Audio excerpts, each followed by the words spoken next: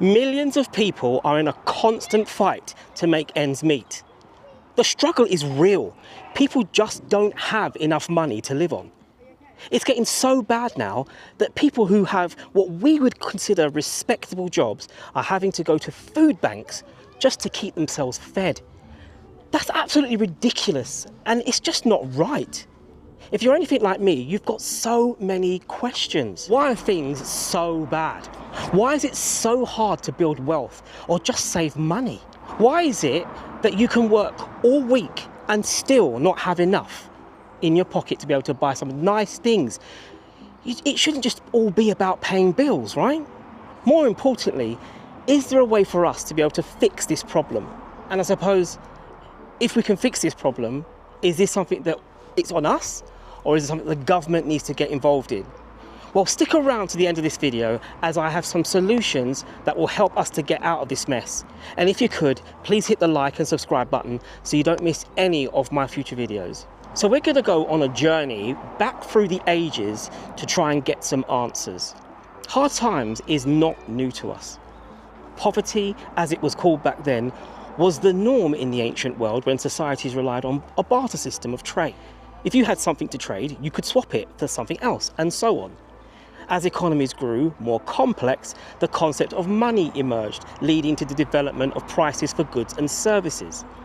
In the Middle Ages, the cost of living was influenced by factors such as crop failures, wars, and plagues. These events often led to food shortages and price hikes. The Industrial Revolution marked a turning point on how people lived. While technology and production increased overall wealth, many workers faced harsh working conditions, low wages, and limited access to affordable housing. Now, the rise of urbanisation also led to overcrowding and poor living conditions for the working class. When we get to the Great Depression of the 1930s, this further increased the cost of living, leading to widespread poverty and unemployment. The 20th century saw the cost of living evolve with the advent of globalisation and rapid economic growth. Technology improved living standards for many, but rising living costs and stagnant wages created financial challenges for individuals and families.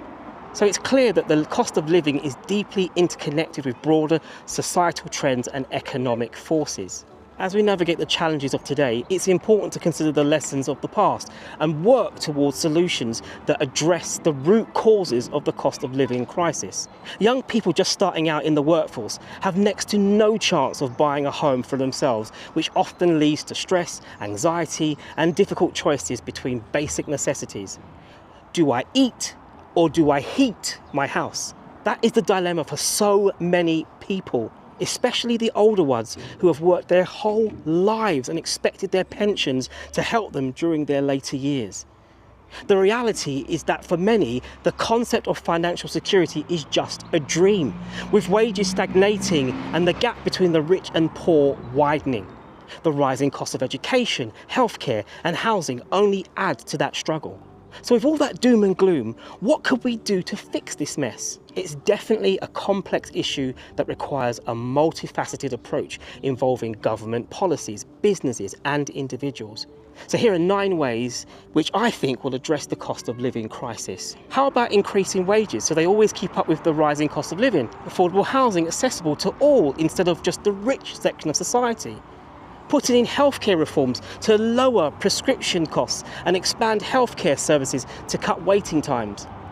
Investing in education and training programs can help individuals help themselves to secure high-paying jobs and improve their earning potential. Let's redistribute the wealth and reduce income inequality, so higher taxes on the wealthy, close tax loopholes and provide tax credits for low-income individuals. We also need to regulate the industries like banking, utilities, and telecommunications to prevent price hikes and ensure fair prices for essential services. Investing in public transport and providing subsidies for low-income individuals to help reduce costs for poorer households.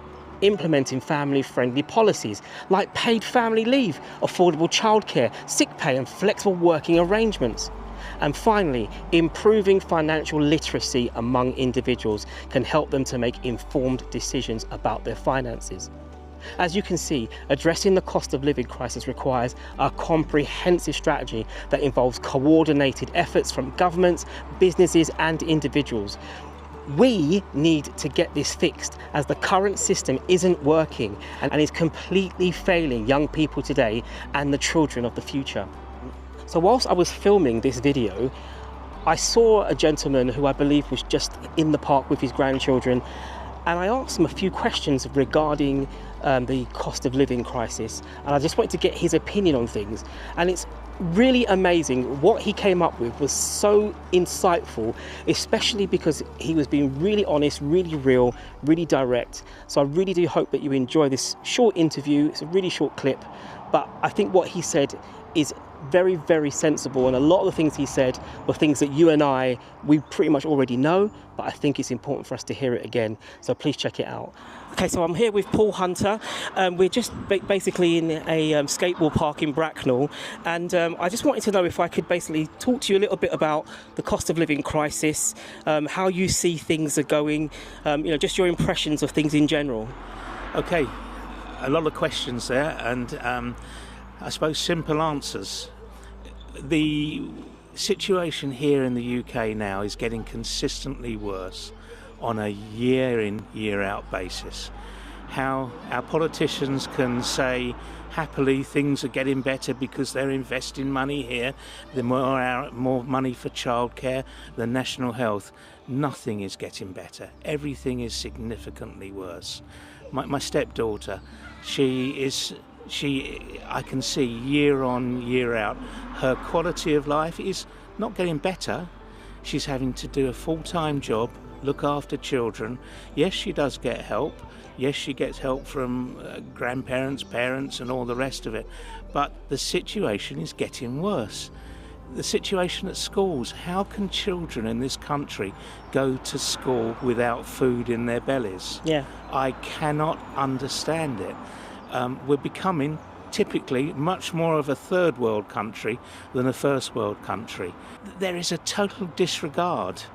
Every time you turn the news on or every time you look, the water companies, the fat cats in the water companies, the pollution. What are we doing to the world? Yeah, we're trying to stop global warming. We actually don't really care about it because we're not going to stop global warming unless we take some significant steps. Well, lots of young people are unable to buy a home, they're unable to move on with their lives. I mean, how does that fit in with the concept of, for a young person who may have just left university and wants to now get a job and buy a home or live, how does that factor in? If you're a 25-year-old person right now, how do you go and buy a home? How do you live? What are you saying? How are we going to change things to make it better?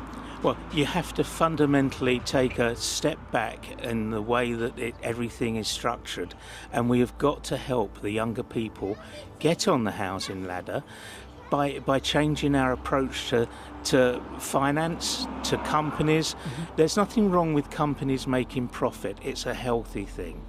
But shareholders making massive amount of profit at the expense of others is wrong. Young people have got to be able to get on the housing ladder.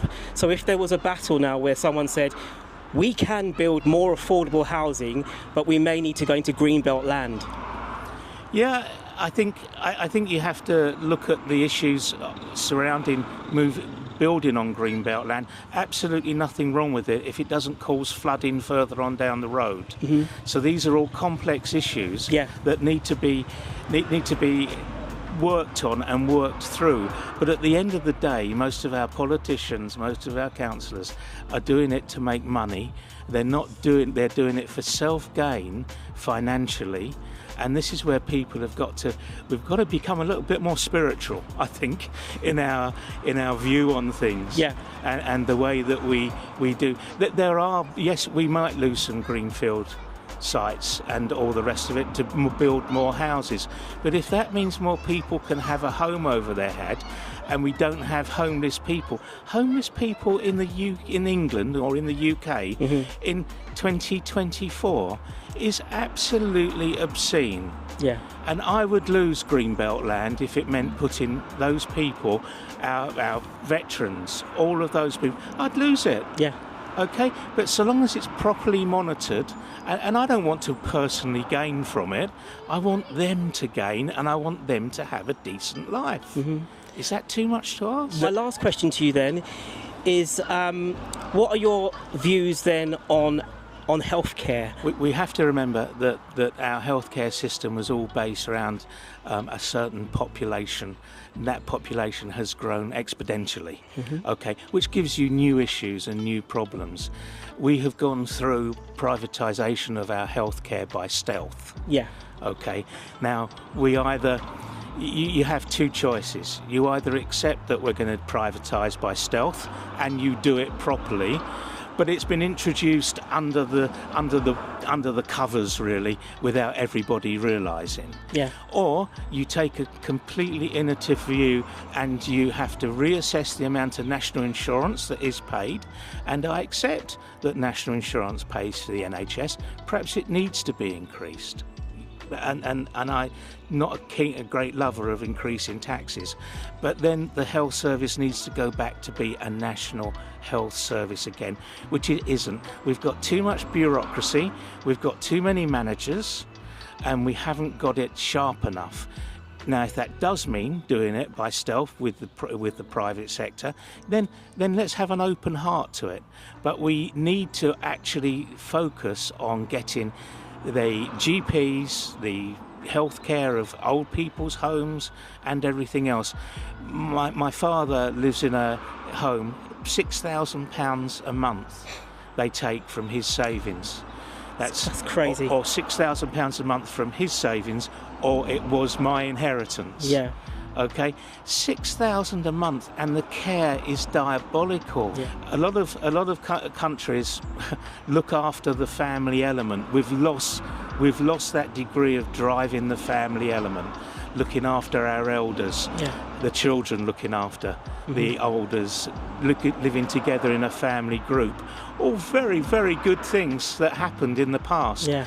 But people's greed have moved away from that, and that's the problem, people's greed. I know I said that was the last question, but I've got one more, because you ended your sentence with greed. In terms of taxing the rich, would you increase the taxes, close the loopholes that big corporations have? Because obviously these companies are making large amounts of money from the average person, but then when it comes to their tax, they're not necessarily paying what they should be when compared to other people. Would you implement, or would you put in a tax system where the rich are taxed more to compensate for what they are actually making? Yes, absolutely, 100% I would, and I would do that with companies as well. I think the issue is here that I have no problem with people who work hard and long hours and do well to benefit from it. But there's one thing I can promise everybody at the end of the day: they're going to die. And what are they going to do with those billions of pounds in their bank account? Good question. And at the end of the day, think of the good that these people could do with that money. I come back to an earlier question. It breaks my heart to think of children going to school hungry. Yeah. And what are they benefiting from having such big bank accounts? We don't benefit anything. No. Yes, it's nice to live well, it's nice to go on holiday, it's nice to do those things, but isn't it nicer to share those things around as well? Yeah. Wow, thank you very, very much for your time. I know I only said I was going to take a minute. I ended up taking 10. That's but fine. Thank you very, very much. I really do appreciate that. Pleasure. Thank you. Pleasure. I hope that you enjoyed this video. If you did, please hit the thumbs up and subscribe to the channel. And I'll see you in the next one.